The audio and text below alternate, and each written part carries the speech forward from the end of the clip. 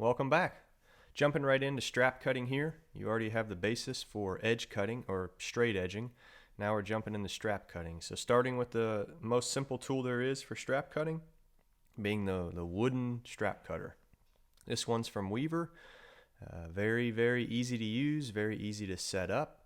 You see here I'm pointing out that little chamfer in the wood. That's the side that goes towards the leather. You can accidentally have it backwards.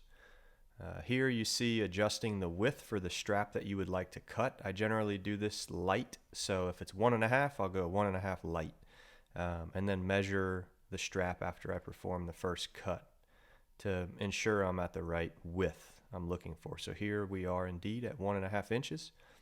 So I'll tighten the wing nut on the back, and then this wing nut you see here on the right side is for adjusting the thickness of the leather you're trying to accommodate. So you're going to want to have the wing nut on the rear that sets your width or the width of the strap loose to be able to adjust the other wing nut on the right side to accommodate your strap through. Once you get that set, then you'll tighten it all up.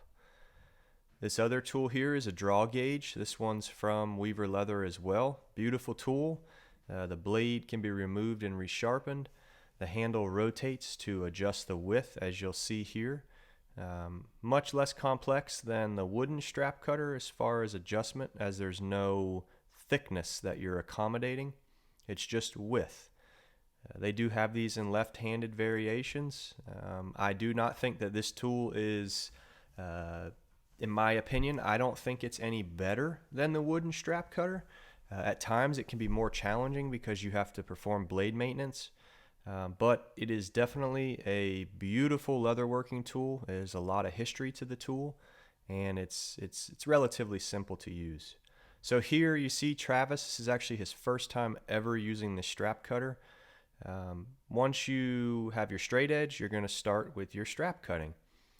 And you can see trying to keep the strap cutter as flat as possible to avoid any sort of markings on the future straps is, that's a task that you need to overcome, and it's a little challenging at times. You can also cut the corners of that wooden strap cutter to make that angle less sharp, if that makes sense. So where it's in contact, where you saw those scratches on the leather, you can bevel those corners back to avoid that. So the objective here is to keep the strap cutter handle along the straight edge and just pull towards you. With a fresh blade, this is simple. It goes very easily. And with a dull blade, it's more challenging. Here, performing the exact same task with the draw blade or the draw gauge. I'm performing this single. The other one you saw I was just kind of coaching Travis along. This is actually me doing this with the draw gauge. Little more challenging to use. I do not recommend trying a draw gauge for your first time strap cutting. You're gonna get very discouraged. It can certainly be frustrating, but it is a tool that works with practice.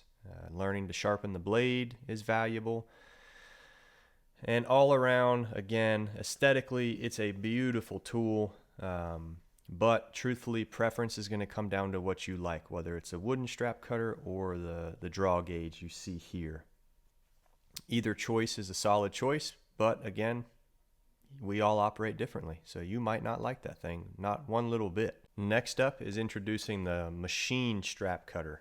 So these machines are available in hand crank as well as machine driven, as you see here. Very valuable piece of equipment. Depends on where you're at in your hobby or your business. If it's a necessity, it's by no means. We can still operate to this day with just the use of a wooden strap cutter. Obviously, we're not going to be nearly as efficient nor consistent. With this, you're getting consistency and efficiency at an absolute maximum. In the last video with straight edging, we talked about that straight edge not having to be 100% accurate because of the waste. And if you notice where the straight edge rides along that guide at the strap cutter to the right side, there's that black guide that you see with the two bolts. There's a void between the guide and the first blade of about 1/4 inch. So you could see it there on the left side, and that bit is your waist. So if your straight edge isn't 100% perfect, that little bit of waste is going to accommodate, the errors that you possibly made. That was a cool brand that was passing through there, you got to see. You're able to adjust the strap cutter as well for whichever width straps you're working with. I like to do this with a second person as well to keep the straps from falling on the ground. We don't have a bench on the opposing side of the strap cutter, but if you did have a tabletop on the opposing side, you would be able to just let them slide onto a table. So you see Courtney or Travis or myself, one of us are on the receiving side, and I don't like to drag anything on the floor if we don't have to. So they catch it and then hang it. We'll have another video where we go in detail of using this and how to use it. This is more so just for, folks to see the potential and opportunities there are for strap cutting. There's a lot of options out there, and it's just going to depend on where you're at with your leather crafting journey, really, whether you're just doing this as a hobby or you're trying to grow a business.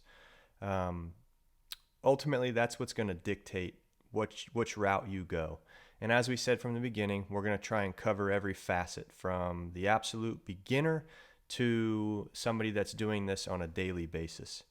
Well, we hope this video has helped you with strap cutting. If you have any questions, please leave them in the comments below.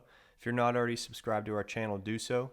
Give the video a thumbs up, and we've got more content on the way.